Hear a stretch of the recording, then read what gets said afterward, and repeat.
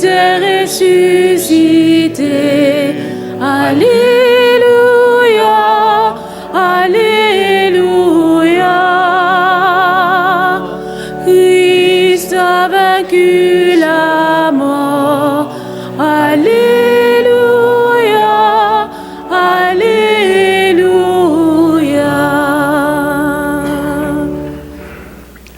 Le Seigneur soit avec vous. Et avec votre esprit, Évangile de Jésus-Christ selon Saint Jean. gloire à toi, Seigneur. Je vous voudrais vous asseoir au début parce que j'ai quelque chose à dire avant de commencer l'Évangile. Alors, on vient juste de chanter aujourd'hui celui qui demeure en moi et en qui je demeure va porter beaucoup de fruits. Alors, un de ceux qui a fait ça, c'est notre fondateur, le Père de Montfort.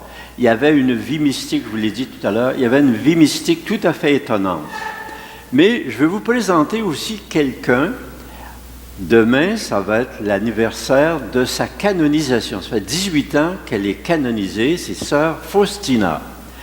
Alors, elle aussi, elle a vécu une vie mystique. Ça veut dire que Dieu l'avait choisie, puis c'est comme par des locutions intérieures, il lui parlait, puis il lui donnait toutes sortes de choses. Alors, donc hier, on célébrait Montfort, puis demain, ça va être sœur Faustina. Et puis, elle a parlé d'une neuvaine à la miséricorde de Jésus. Et elle disait, ça commencerait le vendredi saint pour se terminer le samedi de Pâques. Et sœur Faustina est née en 1905, morte en 1938, donc 33 ans. Puis elle a été canonisée le 30 avril 2000 par Jean-Paul II. Et elle disait ceci, Jésus, il demande à Faustina, c'est pas elle qui le dit, mais nous autres on comprend ça, il demande à Faustina des choses tout à fait étonnantes. Et après l'Évangile, je vais vous parler de ça. Alors, si vous voulez vous lever pour l'Évangile, Évangile de Jésus-Christ selon Saint Jean. Gloire à toi, Seigneur. Moi, je suis la vraie vigne et mon Père est le vigneron. Tout sarment qui est en moi, mais qui ne porte pas de fruits, mon Père l'enlève. Tout sarment qui porte du fruit, il le purifie en le taillant pour qu'il en porte davantage. Mais vous déjà, vous voici purifiés, grâce à la parole que je vous ai dite. Demeurez en moi comme moi en vous. De même que le sarment ne peut pas porter de fruits par lui-même, s'il ne demeure pas sur la vigne, de même, vous non plus, si vous ne demeurez pas en moi. Moi, je suis la vigne, et vous, les sarments. Celui qui demeure en moi et en qui je demeure, celui-là porte beaucoup de fruits. Voyez-vous, ça c'est la phrase la plus importante de notre Évangile. Si vous voulez la dire avec moi, celui qui demeure en moi et en qui je demeure, celui-là porte beaucoup de fruits. Car en dehors de moi, vous ne pouvez rien faire. Si quelqu'un ne demeure pas en moi, il est comme le sarment jeté dehors et il se dessèche. Les sarments secs, on les ramasse, on les jette au feu et ils brûlent.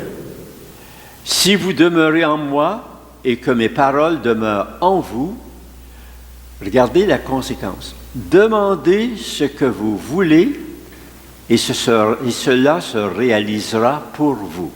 Ça veut dire que si on est en Jésus, puis Jésus en nous, on porte du fruit, puis on demande ce qu'on veut, puis le Seigneur le fait.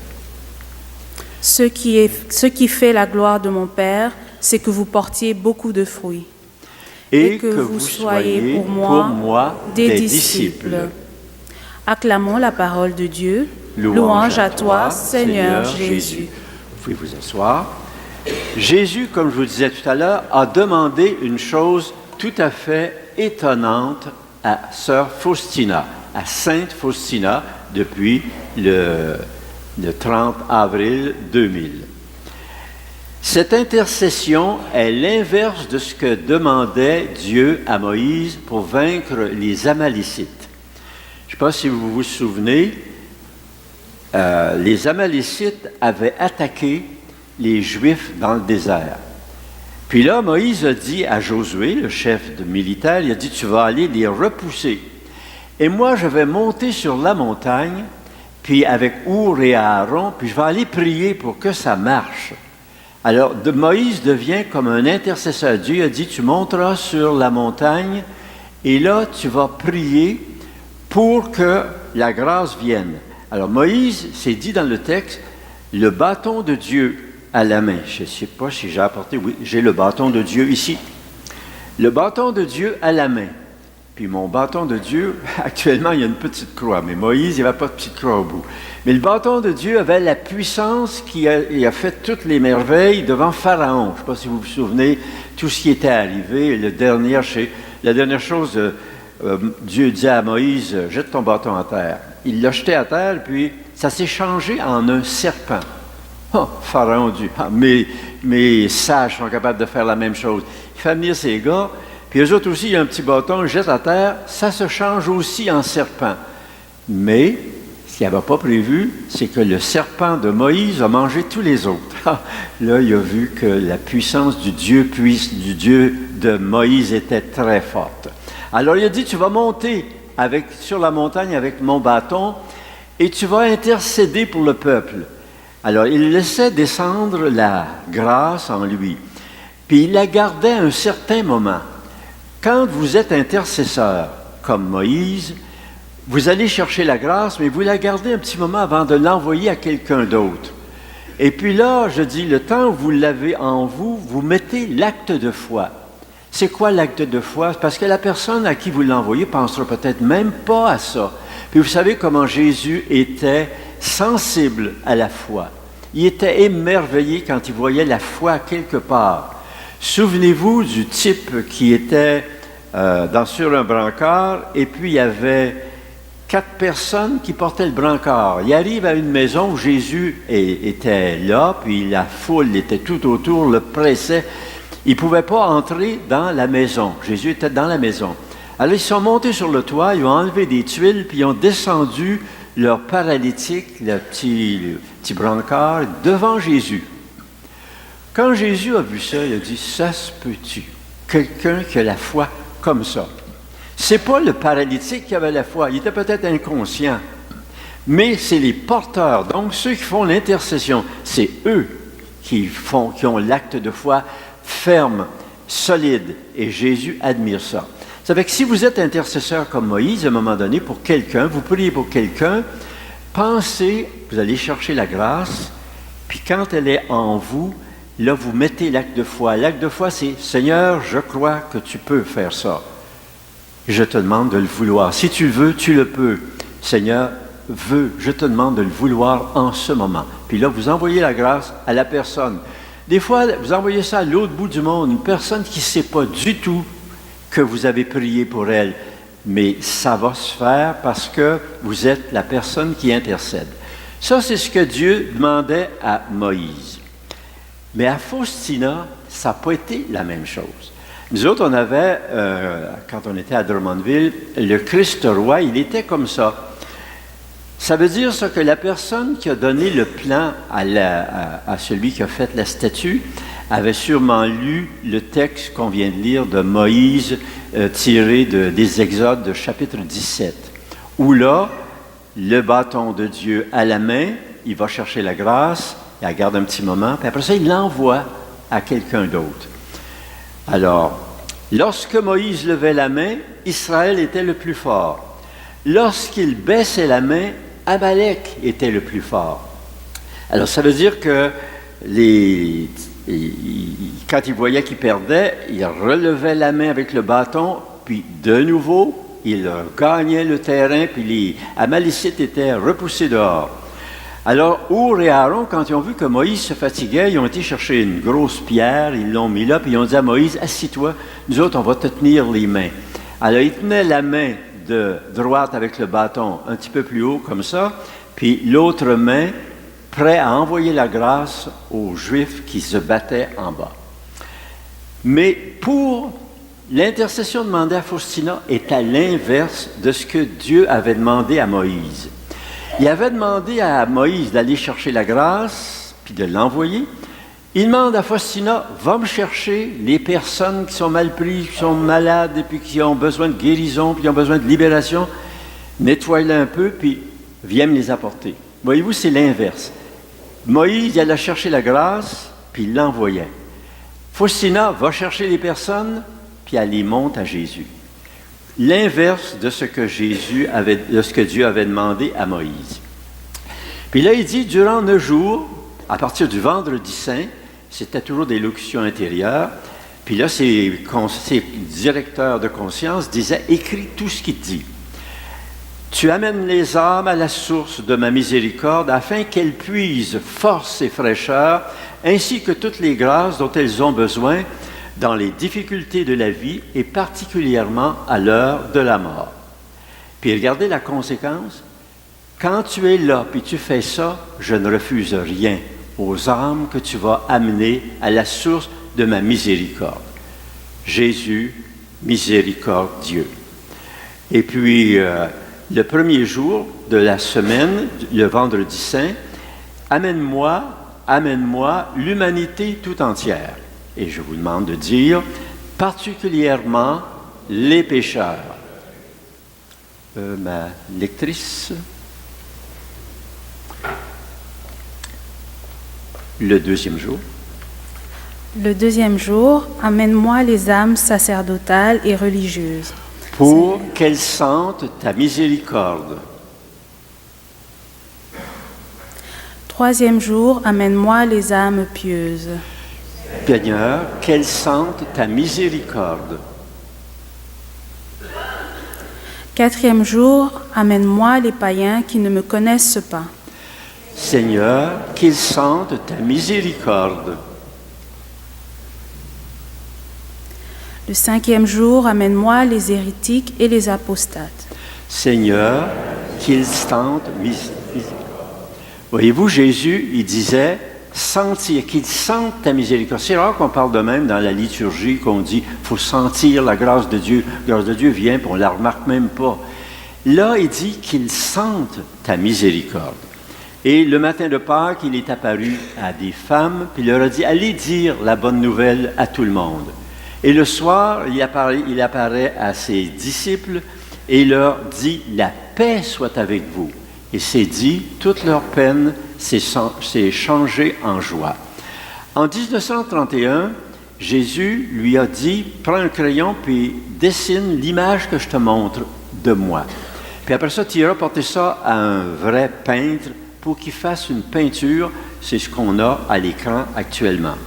Puis en 1934, ces directeurs de conscience ils ont dit, demandons au Seigneur ce que signifient les rayons blancs puis les rayons rouges. Alors il a dit, les rayons blancs, c'est comme l'eau du baptême. Alors ça signifie l'Église, qui est comme le sacrement, et le baptême et tous les autres sacrements aussi. Les rayons blancs, c'est les sacrements. Puis les rayons rouges, c'est les dons du Saint-Esprit. On demande au Saint-Esprit de réactiver nos dons. Quand on a besoin, on dit, Saint-Esprit, réactive mes dons. C'est juste lui qui peut le faire. Réactive mes dons. Alors là, je vais demander à mes porteurs, de venir prendre les petits cierges qui sont là. Les rayons blancs et rouges de Jésus arrivent dans ces petites flammes en bas. Ils vont prendre des flammes, puis ils vont aller les mettre devant vous, ils vont les tenir devant vous, puis là, recevez la grâce de l'Esprit, la grâce de Dieu. Et pendant ce temps-là, on va écouter le chant « Il Silenzio ». Vous pouvez vous mettre debout pour cette petite expérience.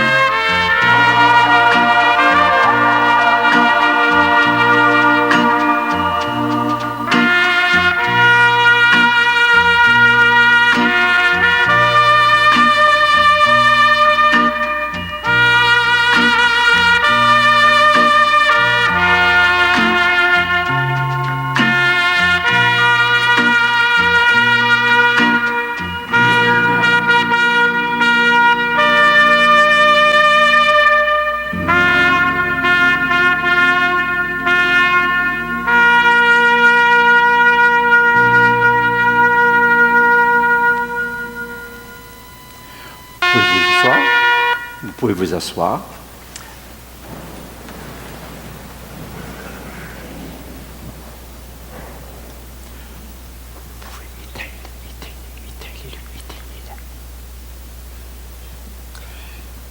C'est le Jésus miséricordieux. Et cette image-là se trouve ordinairement dans l'endroit où se trouvent les lampions. Si jamais vous voulez aller faire une petite visite au Seigneur, à ce moment-là, vous pourrez la voir là. On prend un petit moment de silence avant de poursuivre notre Eucharistie pour demander au Seigneur de passer à l'action. Il a dit, je ne refuserai rien aux personnes que tu vas me présenter. Parler à Faustina. Puis les personnes que vous allez présenter comme faisait Faustina, il ne refusera rien également.